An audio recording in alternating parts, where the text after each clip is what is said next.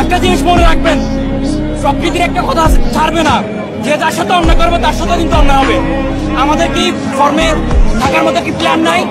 বিজয় নাই, সে কি ফর্মে ছিল না? এই যে আমাদের ইমরুল কায়েস, সে কি ফর্মে ছিল না? মেহেদী হাসান মিরাজ, তাকে কোন হিসাবে কোন যুক্তিতে বাদ দিলেন আপনি? একটা যুক্তি দেখান যে বোলিং খারাপ করছে, ব্যাটিং খারাপ করছে, ফিল্ডিং খারাপ করছে, একটা যুক্তি দেখেন আপনি কোন হিসাবে তারা বাদ দিলেন? অভিশাপ বড় খারাপ জিনিস, বড় খারাপ জিনিস। এই যে বারবার যে পারে না, এই লর্ডদেরকে বারবার আপনি সুযোগ দিয়ে যাচ্ছেন, আমাদেরকে বারবার অপমানিত করতেছেন, অপদস্থ করতেছেন, ব্যর্থ প্রেমিকের মতো অপমানপদস্থ হয়ে চলে যাচ্ছি বারবার। এগুলো কেন?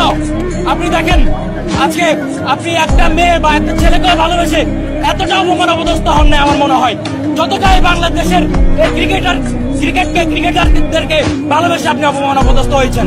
আপনি দেখেন, এই শান্ত বলেন, সৌম্য বলেন, কিংবা লিটন বলেন, এটা বাংলার আদু ভাই, এরা বাংলার আদু ভাই, যারা বছরের পর বছর, ওই যে আমরা বইয়ের মধ্যে পড়ছিলাম আদু ভাই ক্লাস 8ম শ্রেণীতে, সারা বছরই থাকে। এই আদু ভাই সারা বছরই থাকবে।